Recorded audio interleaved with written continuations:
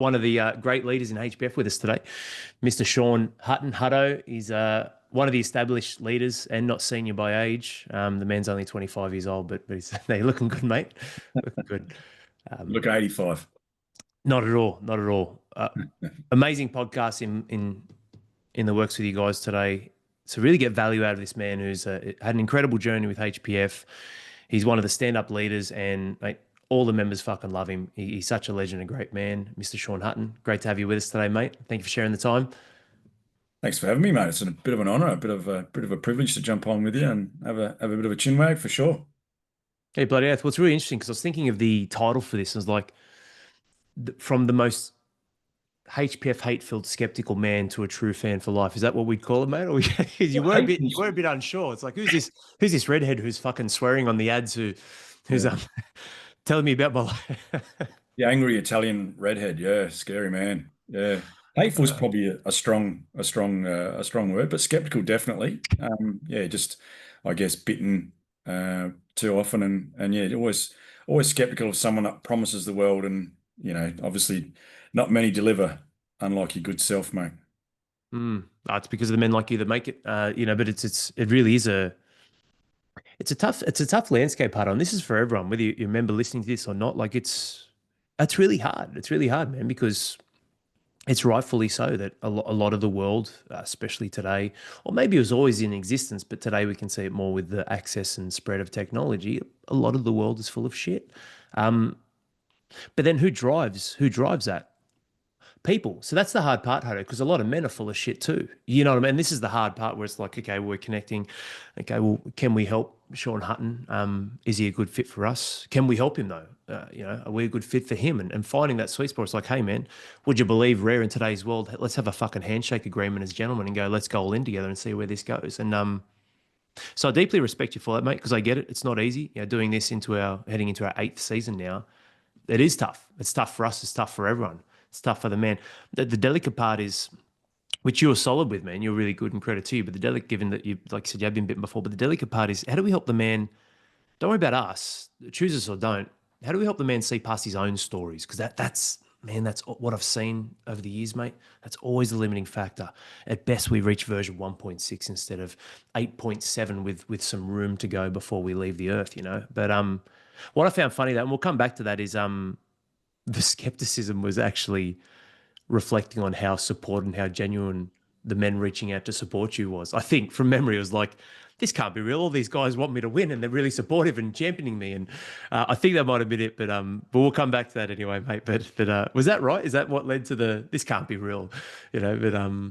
It was very much like everyone had positive, genuine things to say. And like you say, today's world, in a corporate environment particularly, but even in the social world, you're trying to knock people down, that tall poppy thing, or it's you're in it for yourself, you're trying to gain ground, and you think the way to do that is to climb over others. And that was the mindset I took or have had, and it's sort of held me or got me to where it was. I was going to say held me in high stead, but probably not, because it sort of got me to where I was. But yeah, that genuine place and all the comments and it just sounded fake. It was like, I think you said to me one day, like, we've hired 450 actors just to get you on board, Sean. Like it took me a long time to bust that skepticism down. And once I realized that, it just became a warming, really heartwarming place to be. And the benefit started to really flow. And it was just a magic place to be around then. It's easy to go all in when you know the guys are going to hold you up if you fall. It's just an amazing place, really. No, mate, the tribe's everything. And like I said, with respect to myself, the coaches, all the other moving parts that make it what it is in the service and deliverables, it's absolutely the men. You've cost me a lot of money, Sean. Those 450 actors weren't cheap, mate. They've all just invoiced me. It's how long's it been? How long have you been with us for now? 14 months? Just ticked over 12 months. So yeah, I think it's probably money well spent, really, to be honest. Up to your 2nd season, and we're staffing 450 people for Sean to re-sign for season 2. But no, look, it's we're not quite there yet with the physical catch-ups where I can just engineer AI robots with human skins. So those people are real. But no, look, it's It's a privilege and an honor, mate, to share your story today. I'd love to. Well, let's learn more about yourself. I'd love for you to share with the guys listening to this today, just a bit of your history, your background, mate, and then we can navigate towards life as a father, husband, as a man. Trying to provide but I'd love to learn a little bit more about yourself, mate, and where you've come from. Yeah, sure. So I'm 55, happily married now. I've got a couple of adult kids. Daughter's 25, son's 22. They both got very good grounded partners. They've landed on their feet quite well. Pretty proud of both of them. Um, I, I'm a Sparky by trade. Spent a lot of time growing up playing Aussie rules, and the last 20 odd years I spent some time doing some martial arts. I dabbled in karate. Always been in leadership roles, I guess, most of my life. I was captain of the footy club early on and things like that. It just sort of seemed to evolve that way for me. Found life was starting to get hold of me a little bit and sort of dragged me down to a point. Um, but yeah, I guess I live on a bit of property, so bit of work around the house is good for me on the weekends. But um, yeah, trying to recruit the family into that has been a bit of a battle, and I've struggled with that a little bit. But I think where I'm at now, project managing for a fire alarm company. Um, so got a few guys that work under me there, deal with some high profile clients there, which have their way. Um, yeah, along those sort of lines, I guess. Mm. The You'll find incredible, mate, and it's nothing against the older bulls as well, because we've got men that are older and men that are younger. But I would say our sweet spot is definitely in the 40s, which I'm sure you'd agree. But it's like it's really tough for me because I just love the older bulls that have so much wisdom and they add so much value back into the community. But also, what I've found historically, Hutto, is they're definitely more rigid. Like they're less resistant. They're as rigid as your fucking shoulder, mate, after you had that operation. But no, look, they are. They're less resistant to change, but they've got so much more to give. Like I really want to just plant that seed for men, whether in your 30s or not. Like it will go quickly. Um, 40s or you are in your 50s, similar to Hutto. It's like, man, like these can still really be power years, and you can always have power and influence. You can be a man in his 80s who's just filled with incredible stories, wisdom, and mentorship. Like it never ends. But as a man with that primal power, mate, absolutely, and well into your 60s. And so I always have not to compare members, but I always do have a deeper appreciation and respect for some of the older bulls who join, mate, because a lot of the times either life has knocked them around too much and they're too broken, or they're just too resistant to change and they do stay set in their ways. I'm just curious on that for a minute because it sounds like a high pressure role. You're obviously working very hard as a leader professionally. You've got kids who are now growing and or grown up, and so that would come with its own challenges with navigating, supporting them as they learn about the big wide world, as we all do. And then a seasoned relationship. But then there's Sean and himself physically, mentally, emotionally pouring into his cup. Like where did all this come from? Where did this drive come from at 54 years of age to go, no, I want more out of life and I don't want to do it alone and I want to go to another level. And because that's us, man, all in, keep going and growing. Like, yeah, I don't know, where did that come from?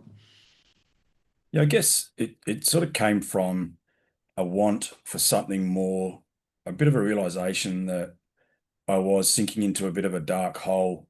So I guess I had to go down quite far to realize that there was more that I needed to find more. So, I was lost. I was just surviving. I was drained. I found myself being negative. I come from two parents that had a bit of a negative outlook towards their latter part in life, just from what happened to them, and they let that build up and become a big story for them. So I turned into this grumpy old man, which I didn't enjoy listening to, let alone being, let alone, the perception of others on that. I was questioning everything and everyone that I loved. I was questioning motivations behind what they were doing, what they were saying. I was, Yeah, I was just in a bit of a bad place there. Imposter syndrome. I didn't feel like I belonged in the leadership roles that I was currently in. My health was slipping, body was breaking down, just lots of little negative things that made me realize that there's only one way from here if I don't change something. So I was slipping down. So yeah, I just had to start looking around, I guess, and just seeing. I dabbled in a couple of things with some fitness programs and got some body conditioning back and some things like that. But yeah, the living with a regret, I think, really dragged me down. I had some regrets with just how I'd lived my life up until that point. So I guess once you realise that um, if you keep going along that path, there's only negative things that can come from that. It's time to course correct and find that new way. So I don't know how it happened. Yeah, whether I just stumbled upon it, but yeah, I found the HPF on Facebook, I think it was. Found a line that really grabbed me, and so I just looked into it a bit further. So found a video which led me to a podcast, which basically grabbed me from there and changed the way I looked at everything. Um, at least gave me some. I guess it gave me a little bit of justification of how I got to where I was, and it wasn't just me being in a negative place or doing the wrong things, if you like. So it sort of gave me some justification. I realized that there was others that were doing the same sort of thing and were heading down that same path. Um, I didn't get to the point where I lost my relationship, but I was pretty close, and I was sort of getting to the point where I was blaming my wife and accusing her of things that just weren't happening, and that just it started messing with my head, quite heavily, and that sort of snowballed and dragged me down even further. So yeah, it was a bit of a tough time that made me go looking for something. And yeah, I'm just so lucky to have found HPF was there. It basically shone a light, so I followed it. Mm. What's really interesting about that is that what I picked up was three key things there is the choices that you made, and I don't know if that comes back to the long game of martial arts. We've spoken before about this is quite a very incrementally disciplined game where you'll make big leaps and then it's this very small, long, consistent. But what interests me is like three key things which I'll share. I just jotted down. What you're sharing, the third thing is you're not alone, is what most men go through, typically in their 40s. So you've done well. Maybe that's because of your background, both in sport and all the men who reach out to HPF have high performing something. Like they've got high performance. They're not duds. So you've done the work, doing the work. So for you, maybe you could extend that a bit more into your 50s. But typically, this is definitely a common thing we see. So that's the third point. You're not alone. But the other two is where it was going. I saw where it was going, Al. And the second one was through sounded like a podcast or maybe an ad, and then you looked into the podcast. You actually got clarity on how life came to be and get there. And this is a common thing for a lot of men. So I could see where this was actually going. I found the answer on how my life came to be, which helped remove whether it's self judgment or outward blame, an acknowledgement and acceptance of wow, this is a life that also third point a lot of men go through. Is that fair to say, mate? They were probably three key things. And how'd you have that vision though? I'm curious because a lot of men don't see where it's going as much as we have that visionary in us, and then it all just fucking falls apart.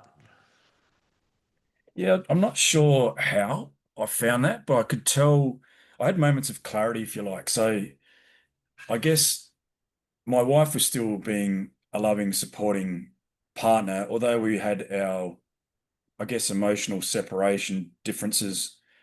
I could see in the moments of clarity how a lot of the cause for our disruption was my outlook on it.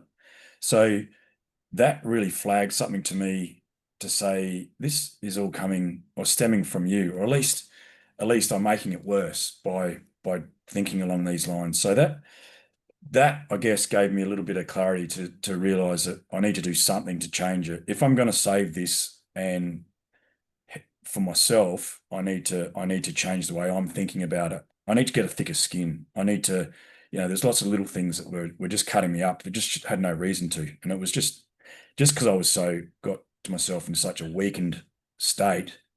And there's a lot of factors that got me to that point, which are individual, and we probably don't need to go into here. It doesn't really matter. But the point is, you get to that, and that they're not unusual factors, I guess. Guys, men, fathers, we all go through those things through life. That do affect you and drag you down, and you do get to a point where they become too heavy, and it does hurt you, and you do become in a weakened state. So things do get, it's that straw that break the camel's back type scenario.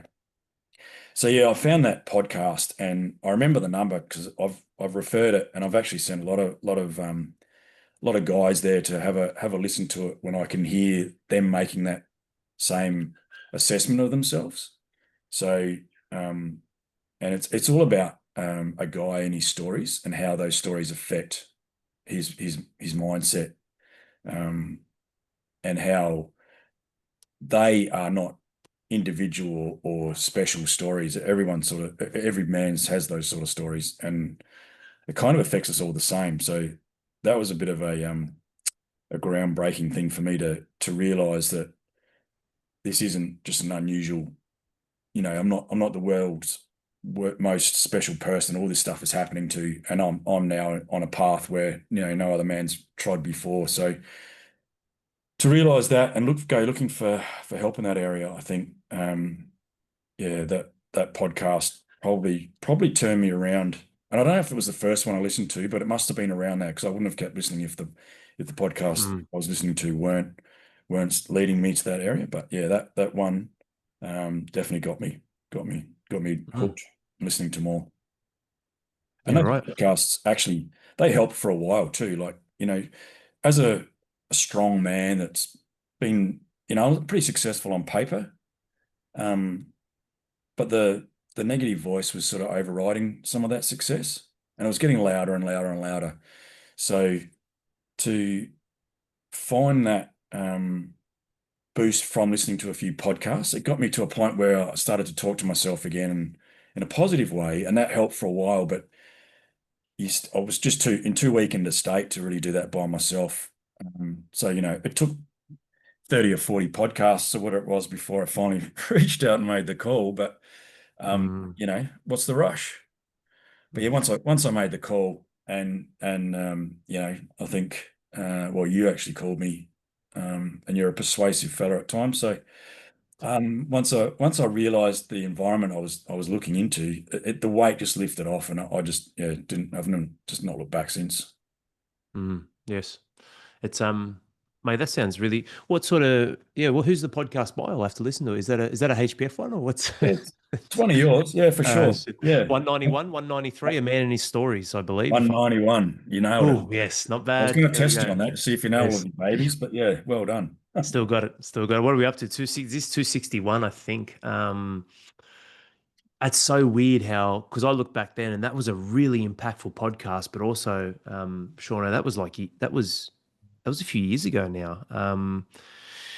Because I'm probably only, yeah, I want to do more podcasts more frequently, which I definitely want to share the members' stories, mate, as well, and then Al's insights and build that rhythm again. But I think at a stage with the throat issues and whatnot, I was only doing maybe 25 to 30 a year. So that might have been like 3.5 years ago. But that one there, and then there's a few. 163 is pretty powerful. Why you keep pushing your wife away. But mate, it's so impactful. Understanding the value of or not the value, but getting the value of your perspective to remove yourself from these stories. Like understanding that, hey, they're not actually you, and they all lead to the same position, and they're either going to help you or hinder you. And it's that's pretty cool, man. Look, some men have listened to a couple of hundred, so you're not doing too bad in terms of what's the rush. But I remember our call though. I don't do those consults, and I love that those consults are driven by the members,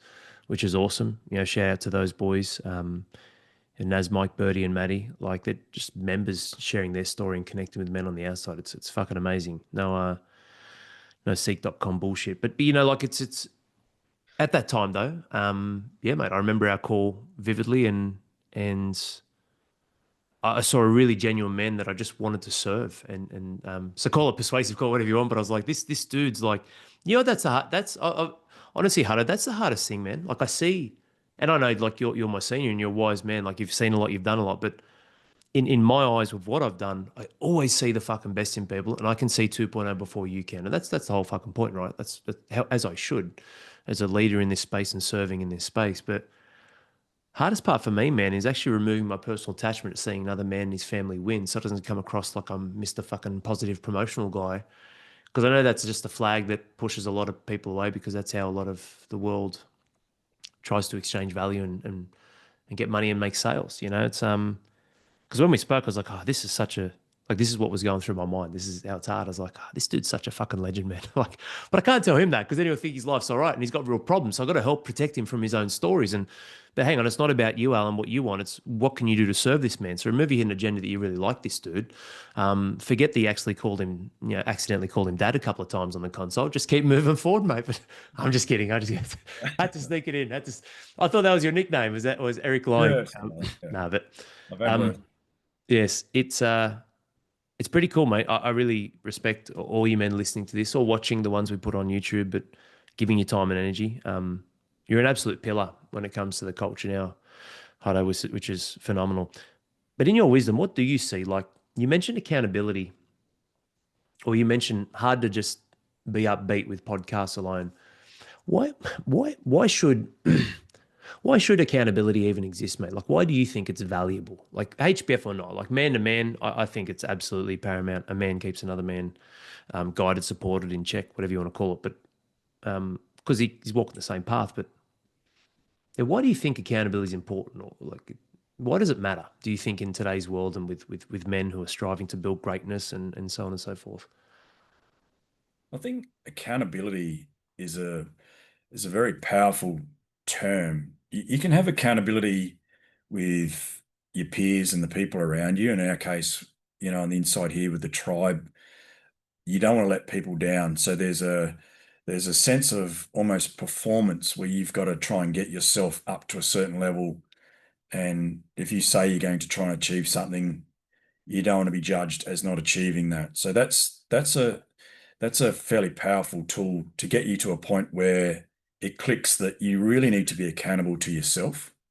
So the accountability that really makes the genuine difference in your life and your mindset is the accountability to yourself. That trust that you build with yourself from keeping yourself accountable is probably the golden ticket really to your next level, I reckon. So that to me, I certainly wasn't accountable to myself. I would tell myself certain things, and straight away, you're not going to achieve it or not going to follow through. And what that does, it just undermines everything that you have from a strength or a confidence level. So that really rattles your own confidence. So that's a really tough thing to come to terms with, that you've been doing that for so long. But it's also powerful to realize that you haven't been accountable to yourself. And once you've got that shift, I think from there you can basically talk yourself into anything and do anything. That's been a real positive spin for me. And I've used it a few times, like I said, I've had some health issues that have set me back a little bit. And um, the old me would have gone down into a negative place and used it as a woe me, as another thing on my, just that whole negative connotation. But now the mind is strong, purely because I can trust myself. I know if I'm going to say I'm going to do something, I follow through. And the perfect way I've found to do that is to look at myself in the mirror, not just at myself, but deep into my own eyes, and promise it to myself. Once I've acknowledged that I've promised it to myself, then there's just no way you can back down from that. There's just, you might as well give up. You've got to be, that accountability is so strong. That's powerful. Yeah, it's interesting. Looking at that because what you mentioned, I agree with as well. Like that in many aspects, man, you're only ever really accountable to yourself. But then that last piece you shared, I actually just wrote a few notes here because I'm working through this. And that's what I love about this stuff. I'm always in a state of either learning or bringing context to just all these fucking words people just throw up and think that there's some assumed meaning behind them. You only ever really can be accountable to yourself. That's important, fellas. That's like universal law number one.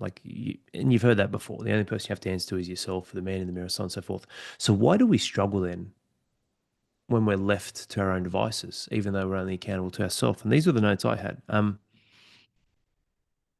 Why is accountability valuable? Because you can use it through the eyes of others, uh, but what you're actually trying to be accountable to, first and foremost, is a future better version of yourself and a future better life. So let's just break that down quickly. Accountability to me is valuable because I'm being accountable to growth, development, follow through, and through that consistency, improving my position. And we're all humans who will decay and eventually die as organisms, but ultimately, with our life, we want to improve in some aspect in family, self, and service, be it physically, mentally, spiritually, emotionally. So if that's the case, then why do I struggle when I'm accountable to myself? Well, because where you're spending most of your time is with the current version. When you're looking in the mirror, it's the current version. When you look deep into your eyes, Sean, and you say that, you're looking deep into Sean 2.6 or 3.7 or so how do we get there? You leverage others. And there's a few different things because if the value of accountability is you're actually really accountable to the future better version of you and what that means for you and your family, well, then you need to, one, visualization, actually see that version. But even if you spend 4 hours a day doing that, which you would, no one would, you're still spending 12 hours a day in your current shell, in your current existence and thoughts. So you definitely need visualization, though. That's a powerful one because I can see who our 3, 4, 5, 6, 7.0 can become. Powerful. What's the other one? Well, who else has got what I want or doing what I want to do? Other people. Well, if that's the case and it's very tightly aligned and connected, well, it's got to be a man, typically a father, and someone who, whether it's family, self, or service, is a few steps ahead. Okay, fantastic. So, real life examples and models outside of yourself that the current version can then aspire to. And they are the two big things that I can see here, where it's like these notes that I've written. Accountability, the only reason for it is to maintain a path and trajectory towards what it is you desire, which is typically above and beyond where you are now. Otherwise, why would you aspire for anything? Firstly. Secondly, the reason why it doesn't work on your own, gentlemen, is because you're now combating the current version that doesn't want to be the same. Like, I don't want to be the same, mate. I've fucking changed 3 times this year. We're only 6 months in. I want to keep going and growing, and I'm obsessed with that. I mean, that's hopefully pretty clear. But what that means, though, is the battle you face with the desires you have alone is always a battle with the current version of who you are. Shit, tough thing to then match, even if I'm doing my own. But that's where a really overwhelming force of both a combination of Sean, can you see who you can become, mate? This is what's possible for you. This is so. The third piece here is focus into commitment into action. So if you have someone who can help you focus on Sean 3.0, drive the path possible, the actions, encourage and foster the follow through, commitment, coupled with others who are already there and are on the path, connection, buy-in, believability, stories dissolved, coupled with in your own time deep in the mirror, the visualization of your commitments following through, being a man of your word and where you'll get to. How could you fucking lose? It's so interesting, isn't it, mate? Like that, I truly see, I'm not sure your take on that, but I truly see that as that's why accountability exists, but that's why the dichotomy of it or the irony of it is even though you're only ever accountable to yourself, it's almost impossible to do it with yourself, if you know what I mean. Yeah, absolutely. I think being accountable to others definitely drives you to that's the whole not letting people down. And I think I've had a little bit of a breakthrough with that, I guess, with myself now that I've got to that level to understand that. But yeah, when you are in a bad negative headspace, it is very, very hard to self-motivate and keep yourself accountable. It almost contradicts itself. You can't really keep yourself accountable when you've got yourself into that bad position to begin with. So that's a powerful thing to realize and build the skill set to actually be able to do that to yourself. To be honest with yourself, that's probably the key there. If you promise something to yourself, then you've got to follow through. Otherwise, you've got nothing left, really, have you? You let yourself down. How are you going to be able to supply um, the goods to anyone else? You've got to be honest to yourself. So that accountability, I think, is paramount for sure. Mate, agree, 100%. And you got to think, like, typically, especially as men and fathers wanting to provide, it's in our DNA, man. We are somewhat sacrificial creatures. I mean, you'll see whether it's spiders or praying mantises getting one into their missus and getting fucking eaten alive while they're still poking away. Like, isn't that great? It's like, well, it's not that we're praying mantises, and I hope that never happens to a man where he's making love to his wife and getting eaten at the same time. But I tell you, like, we are inherently uh and I've seen that, and it was actually really sad where I saw like a deer and gazelle sacrifice himself, where a crocodile was gunning straight for the baby, and he just jumps in and just gets axed. And it's like, whoa, that was actually a horrific video. But you see that we're naturally sacrificial creatures. So it's like a good sacrifice. Like, I don't want to let others down, is what I mean. So that's a really powerful thing.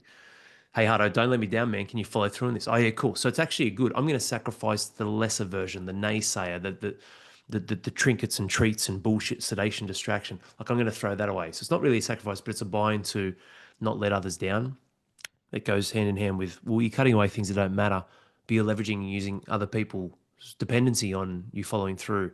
I don't think that's specifically ego or pride either, mate. I think it's valuable, but why it's valuable is, like you mentioned, hard cycle to get out of when you're feeling sorry for yourself. So if you don't feel like doing it for yourself, cool, do it for fucking someone else. Hey, I don't feel like doing this podcast today, but I'm going to do it for Hutto. And not that that's true, mate. I was really excited. It was like Christmas time. I jumped down. I was looking for a stocking on the wall. It's Hutto Yeah, Day, mate. But no, look, it's it. But true though, right? Like, actually, well, I've had a headache for most of the day. It's tough, man. Dehydrated, and got my new Whoop band and trying to track all things and get me electrolytes. And I turned 40 in August. I'm trying to dial it in, and probably undernourished yesterday. And but just the sheer commitment and accountability to you today, mate, I feel fantastic since since we're talking before we hit record. How good. So when you don't feel like doing it for yourself, do it for yourself through doing it for others, and don't allow yourself to get in the way. What do you, on a bigger global level, man? Like, you obviously understand that the mission and how we're here for the family nucleus, the spine of that, the fathers, and really helping engineer a better society through this mission. But what do you see on a bigger picture, mate? What's some of the real struggles that men go through? Is it that isolation, being alone, thinking it's only me? Like, what do you think are some real struggles that fathers in their late 30s and 40s are really facing in today's world? And I guess thoughts and advice on how to turn things around and start to combat that. And then we'll dive into, I guess, some of the things you've done with HBF. Yeah, I guess the thing I can see would be that they get in their own head and that negative talk comes in and it becomes all consuming, I guess. It's the little things, what's that thing, death by a thousand cuts? You get that little negative connotation. You talk to yourself negative, someone else talks to you negatively. When you're a man growing up, you're strong, you're bulletproof, you go through life with an intent. You get yourself to a position in life. I found as those little cuts or those little negative chats came in, it knocked me right down. So I think when a man gets in his own head like that, he finds it really hard to see the actual picture, the bigger picture. So to be able to zoom out, we talk about it here in HPF, that ability to be able to zoom out and see what the big picture is and how that's happening becomes almost impossible when you get in your own head. You just can't do that. So that's the big thing I found, at least, was I just couldn't get myself clear and thinking clearly. So I think as blokes go through life, they try that their intent is to provide for their family. They think the best thing to do is to get out there, work as hard as they can. They almost come back with that entitlement when they get home. The family should be here and respecting what I'm trying to do because I'm doing this for them. Um, and really, really, it almost becomes an ego hit to the father. It did for me, at least, when I was coming home, and you're still having to put up with the day-to-day stuff. So that eats away a little bit. And when you get yourself into a negative headspace, I think that that compounds.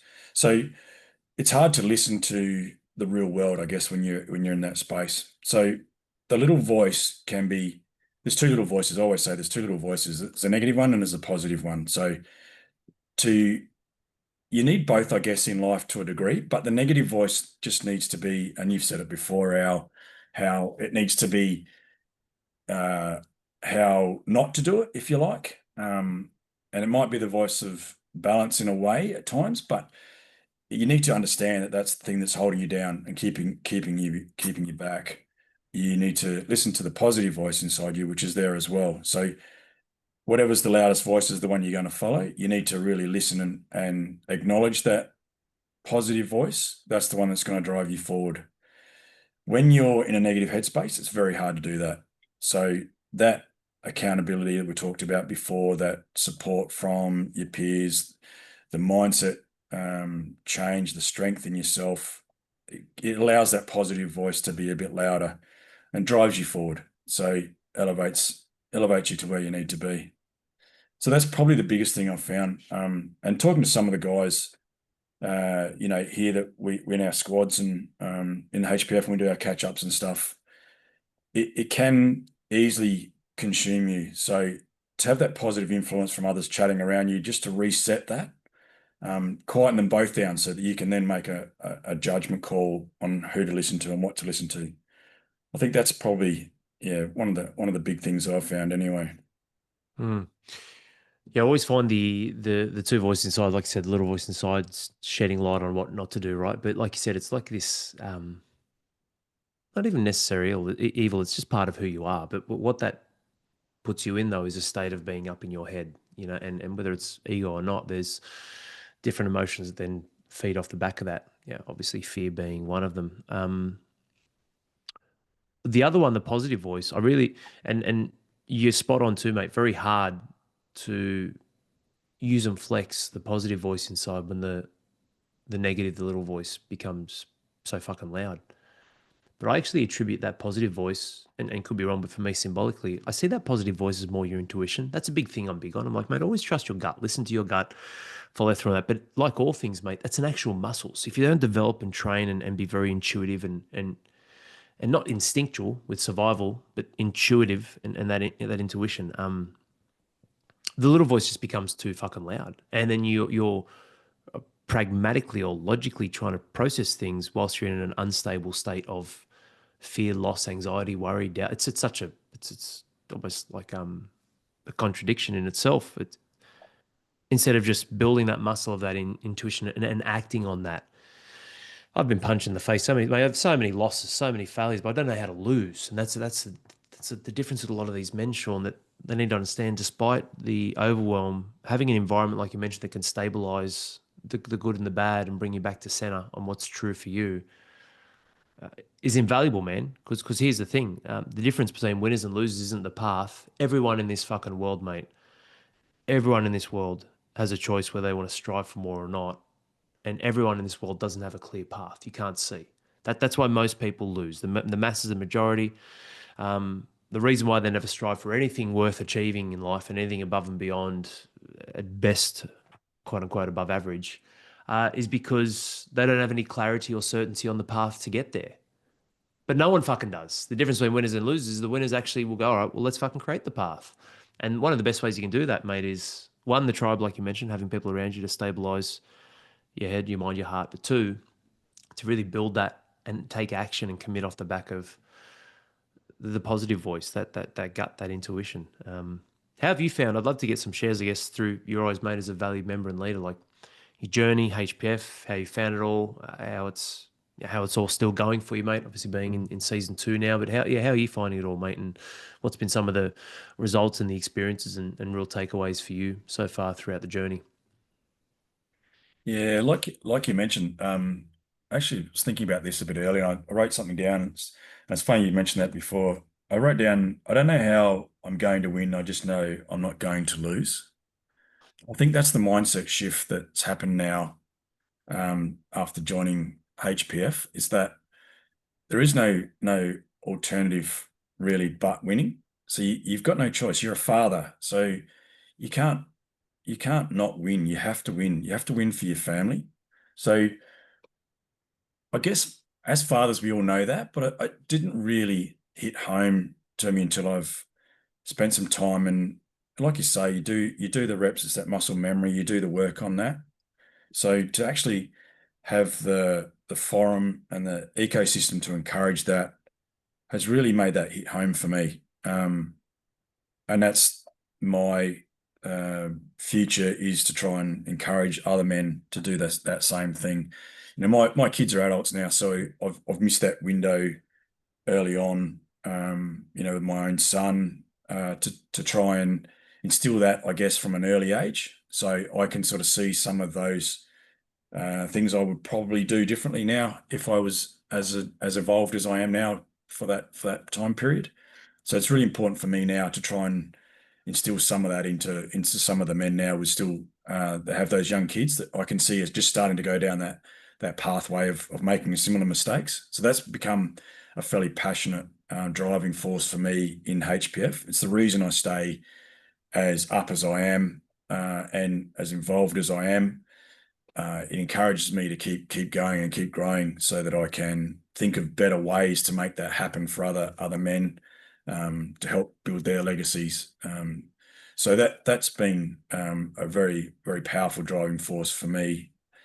Some of the things I've really got out of HPF is understanding the communication is important, like being present in a communication stream. So um, I used to go through life and be involved in conversations, but not necessarily be involved quite as much as I am now. So I've really found my communication level has improved, and being involved in the conversation and helping frame some of that. So that helps with some of the men that we're dealing with. It helps with my own family, I've found, navigating some storms, understanding where those people are feeling, where that feeling is coming from, understanding that, I guess, and helping them try and course correct there.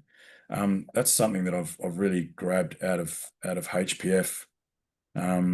It's helped me sort of reset my through the circles of significance, the family, self, and service, become that better leader in family, help me be a little bit more honest with myself. It's elevated my physical and mental levels. With my service, it's helped me realign where my energy is going, refocusing where that is. So not sort of doing as many of the right things for the wrong people at times. So I'm really finding I have a I guess not a power. That's not the right word for it, but it's like an energy that I need to share with the other guys. That I find when we get together, we do good things. So that's something that drives me as well. Yeah, I guess the brotherhood that we have has really got me to a point where I'm starting to think about other things in life than just trying to get through to retirement, and surviving. So Hmm. there's a bit there. It's just a little bit, mate. No, look, that's what a great outlook that you have and perspective on leadership. That's it's fuck. That is a phenomenal one-liner as well. What was that again, mate? I wrote half of it down. I don't know how I'm going to win. I just know I'm not going to lose. I just know I'm not going to lose. Yeah. So we've got another one that we say we're proud, but we're never satisfied. So I wrote this one down too, because I always stuff this one up. So I've written something. I feel this is me, and it's our journey, not only as members of HPF, but as fathers. What we should adopt. I'm not where I want to be, but I'm proud that I'm not where I used to be. So that's that whole leveling up, becoming that 1.5, 2.0, 2.6, 3.0. That's that proud but never satisfied mindset. That's something that I think we need to just remind ourselves of. I think at times when we take those little hits, and we start to maybe slide back down into a bit of a darker place, is that it's okay not to be. We're never going to be perfect, right? But there's no reason why we shouldn't strive to try and be perfect.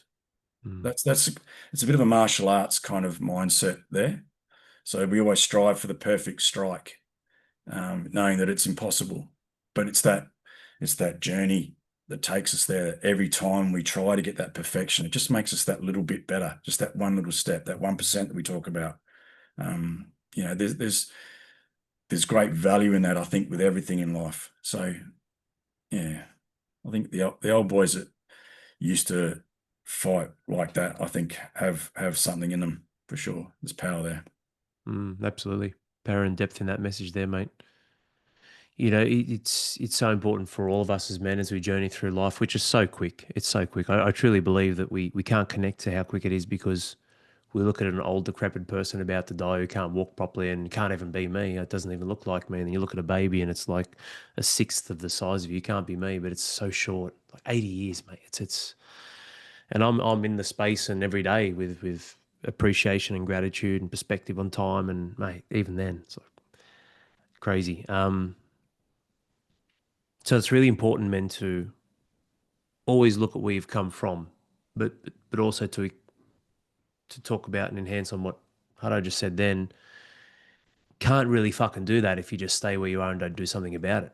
So look at where you've come from. Well, that's almost like a prerequisite. Well, okay, well, I better be doing something to then widen the gap of where I was so I can look back and see where there was a from, not where I've come from is where I am today. Because then you've done nothing. There's no change. There's no improvement. Go for the perfect strike knowing you'll never hit it, but it's the journey that'll take you into a direction of mastery. And for us, and maybe it is a risk. I don't know, maybe I could just run a fat loss company and all that sort of shit. And because it is hard, I'll tell you, it's harder for sure, but it's worth it to go all in on family, self, and service, to be a top 1% man in life, not just fitness or just make more money or communication courses so you can talk to your kids better, and that's not discrediting them. It's just like, yeah, man, like, what are you fucking waiting for? What are you wasting your time for? Like, we're going for the whole hog. And that's what I love about yourself and men on the inside. It's like, no, we're going for it all, mate. We're going for fucking glory, in such a genuine way that has an impact for everyone else. Um, Full of wisdom, mate. Powerful stuff. What advice would you give? We've spoken about a few things. You've obviously got adult kids. I think one of those is a young bloke, mate, which is pretty cool. If we'll get him in one day. But yeah, it's great to see fathers who've got kids, toddlers. I've got another one that'll be coming in a few months, but then men like yourself with it never ends, fatherhood, right? And then, like I said, your perspective on leadership is going to carry you through into when you're, being a grandfather. Just like myself, there's nothing I'd love more than to have such a good foundation. But what would be your advice? Everything you've seen with HPF, what you know, what you've done, as we draw this closer to an end, what would be your advice, mate, for men, fathers, younger generation on really grabbing life by the balls and going all in on this limited opportunity that we have? I think the key uh, is that to leaving that legacy is all your kids really want is for you to be present with them. So that's something I know I didn't do as well as I could have when my kids were younger. And that's something I think that is so valuable now. So I am very, very aware of that now when we are together. So the distractions that life throws at us, and the young kids these days are stuck. They're almost born with a phone in their hand. So that to try and prize that out of them, you've got to have something more attractive than that electronic device with them. And even now, you can see when you invest time with those, your kids, and you can we call it present with presence. When you're actually talking to them and you've got that eye contact, which is critical, and you are involved in their conversation and their day, it means the world to them still. And you can see that. And I think for them to be able to have that knowledge that you are listening to them and they are being heard.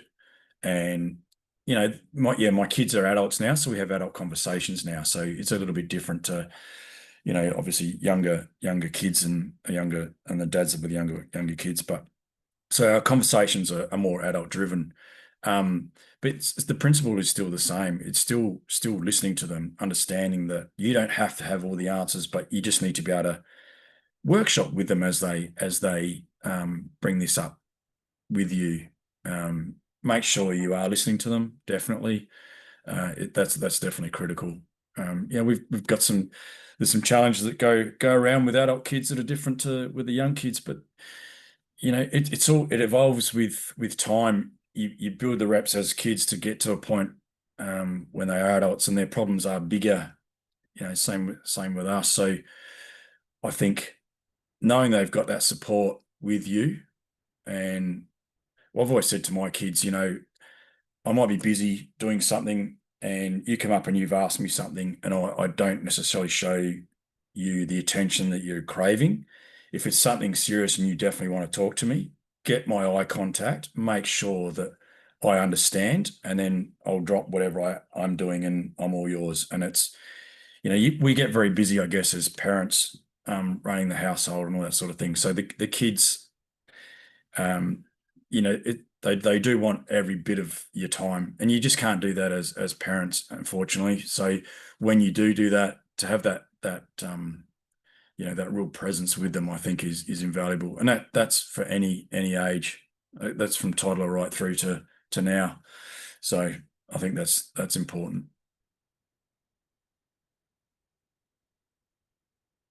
I think I've lost you, Al.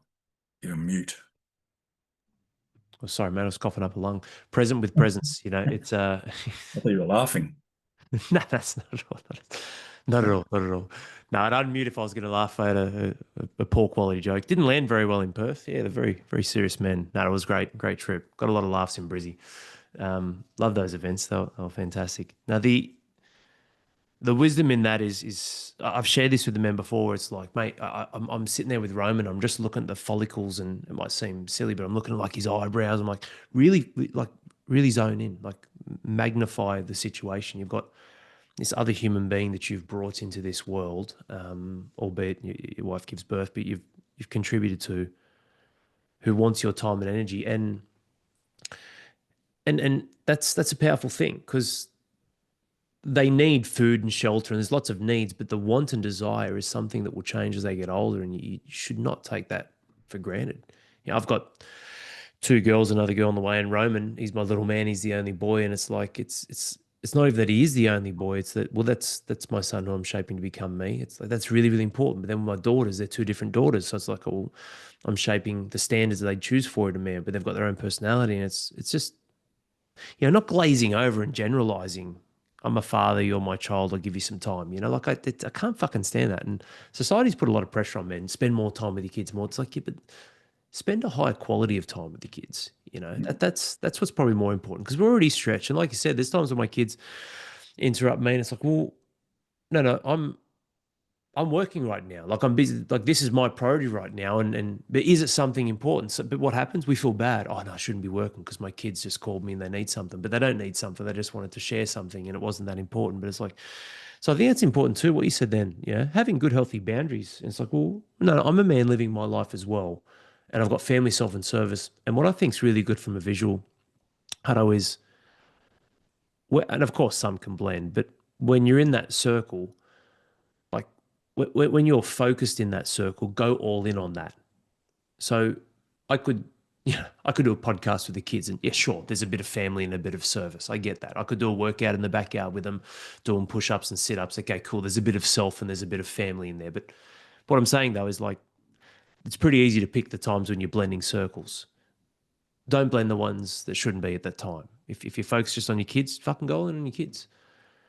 Turn your phone off, put it in your car, put it somewhere. Just create your own roadblocks and barriers to remove anything that will remove you from, to take away any temptation that can remove you from your immediate present environment. It dilutes it otherwise, doesn't it? So you can, if they come late and you have that, like you said, you feel guilty or you want to give up your time because it's precious. So your mind is fully focused on the task at hand because that is an important thing to you to do, and you do have to get that work done, whatever it is. The kids come up to you and they tug on your leg, so you put it aside and you try and invest in your kids or whatever the the diversion is, or that attention isn't on the child or your kid. It's diluted because you've still got that thing that is eating away at you. So you've got to attend to that first. So Mm. that's a really hard thing to balance. So you can't just take that as, oh yeah, I should not be doing that. I'm going to feel guilty and I'll spend time with my kids. Because yeah, you're not really there in full presence with them, are you? So that the benefit isn't there anyway. It's just, and we keep falling into it. It's like, hang on a minute, you're thinking about that thing with work or with something else or the training session that you've got planned or whatever other thing that might be on your mind. It's like, can you actually, are you going to action that right now, or can you fucking do anything about it right now? If the answer is no to both, then mate, why are you ignoring the beautiful color of your daughter's eyes when she's looking at you with a gleaming smile, talking about how she's got dancing on the weekend and can't wait till daddy comes, or whatever it might be? It's a thing that I probably haven't reinforced enough. Maybe I shared it on a podcast a while ago. But it's like, if you need to think, because that's important, right? But that's what we're doing a lot of times. Not actually stuff we should be doing, even though we feel guilty for that with work, even though we're with our kids. It's thinking through situations, and I've got to do this or put that fire out. It's like, if you need, be with your child or your friend or your wife, or if you need to think, plan the time to think and just think. If you need to do, plan the time to do and just do. When you need to be, plan that time to be and just be. And I haven't shared that a lot, but I'll tell you, man, whether you write that down or not, it's an extremely empowering position to take, because it's like, okay, it frees you from the constraints of trying to juggle all of them. Be like, and I'm telling you, mate, it's like, I remember someone was telling me, like, any problems you have, write them all down. And I used to do this. I'd write them all down and email them to myself at like 3 or 4 or 5, and then I'd address them the next morning. Mate, I cannot tell you, just that one exercise, I don't know how much that frees up your mind, because you've already made an agreement. Yet, cool, I'm going to address that first thing tomorrow morning when I wake up, and it's stored so I won't forget it. But okay, and I don't need Totally. it anymore. But at the times when that was just catching up to me with my folks and not being present, and Yeah. that is a fuck awesome. So when you do that, you're giving yourself permission. The future I'll in 2 hours time or 12 hours time, or I'll address it then, which then unlocks and frees you. I can just be with the kids now, and it's a really powerful. It's that fear of forget, isn't it? So you fear that you're going to forget it and it's going to bite you later. So you send that down the line so that it does flag to you and it comes back to you. You can let that go straight away. Mm, yes, yes, very true, Good very strategy. true, mate. What a what a session! The first of a 650-hour 12-part series. So yeah, can't wait to do What our are we on, season like three, an hour Joe. and a half or something now? 2 hours? Mate, good. Yeah, yeah, good run. Good run. It's been incredible having you on, mate. Thank you so much for giving the time, and love, like I said, really love and appreciate your contribution to the tribe, and your leadership on the inside, mate. You are anything else you'd like to finish on, mate? Any final thoughts or anything else that you wanted to wrap up on, or Hutto's words of wisdom, mate, before we knock off? I hope you guys have enjoyed this. It's been amazing for me. I've written a few notes, actually, some good quotes. Yeah, I guess the only thing I would probably add is if you are listening to this and you haven't made up your mind whether HPF or getting that help or doing the work on yourself is something that you really need to look at. If you're on the fence, all I can say is that means you're already in the fight. So whether you like it or not, um, you are having that conversation with yourself. So it becomes a weight. The more you try and carry that, the heavier that sort of becomes that area. So I use a bit of analogy with a couple of lads I was talking to. You know, we're all strong fathers. We can carry 20 kilos across the shed. You know, bag of cement. We can carry it across the shed. Yeah, it's heavy. We might huff and puff a bit. We might be able to carry it up and down the driveway, and it's a bit of a workout. You can't carry it down the road and back. It becomes too heavy, and you become in a weakened state. So that's kind of where those pressures of fatherhood, even just being a man, trying to provide for your family, that's where that sort of drags you, I guess. So you do need something. At least I did. I know that, and I know a lot of other guys here I've spoken to have. So don't wait for a breakdown. Get yourself to a point where you can break through. That's probably one of the best things you can do for yourself, which then flows on that ripple effect to your family. So don't let yourself get to that point. If you're feeling a pull in your gut to try and do something to join HPF, if that's your what you want to do, I can't recommend it enough. But that's your call to do it. So answer your call and dive in. Mm. Get yourself into that environment. You won't look back. Mm. Well, here's the thing, man. Like you and appreciate the kind words, mate, and sound advice too. You will never be able to have a strong position of judgment or progress at all if you sit on the fucking fence. Ever, ever. Either go all in or fucking don't. Like sitting on the fence, man, you'll never have any fucking perspective, any insights, any position of judgment on life. Certainly never any progress. Like either go fucking forwards or keep going backwards. There is no like that's the thing. Like if you like Hado said, if you're on the fence, do fucking something or do nothing. But that's what just eats away and the fucking devil as clever as it is. Just tomorrow, just tomorrow. You'll be right, just tomorrow. Fucking love that, mate. Nike, one of the best sayings ever. Obviously, it didn't fly because it appealed wrongly to the masses, but I love it. 4 words. Yesterday, you said tomorrow. Fuck, mate. Yeah, I well, saw a picture of that as a massive billboard. I think it was in the 90s. Obviously, it didn't stick, right? For obvious fucking reasons. The rest of the world would have hated that because it exposes the bullshit, not being a person or a man of your word and not following through. But mate, I just want to finish that. And that's nothing to do with HPF, man. This is to do with you and whether you have integrity or not with your wife because you're not fucking believed anymore because your words carry no weight at all. The track record suffering in your, whatever it is, because we've all had that, right? And that's why it hits. Like I've had that in some aspect of my life. Yesterday, you said tomorrow, and it could be fitness, could be health, could be relationships, could be special time, could be a date night. Yesterday, you said tomorrow. Like that's so fucking mate, so confronting but so powerful. But what a session. Appreciate you, Shauno. Thank you, mate, so much for everything that you've given and contributed. And I hope this is a session that serves you men well because it was very impactful for me. Like I said, I got some quality notes and looking forward to doing the next hour's insights and expanding on a couple of these. If you'll let me borrow them, mate. But they've been, mate, more than welcome, mate. They probably came from you originally, so I love catching up with you on the South Australia boys. It's yeah, very very great, genuine group of men. So can't wait to get back over there too, mate. But thank you again. It's been an epic journey. you're welcome, mate. Thanks for the opportunity. Let's keep going and growing, Chief. Absolutely. No other way. Discipline over distraction.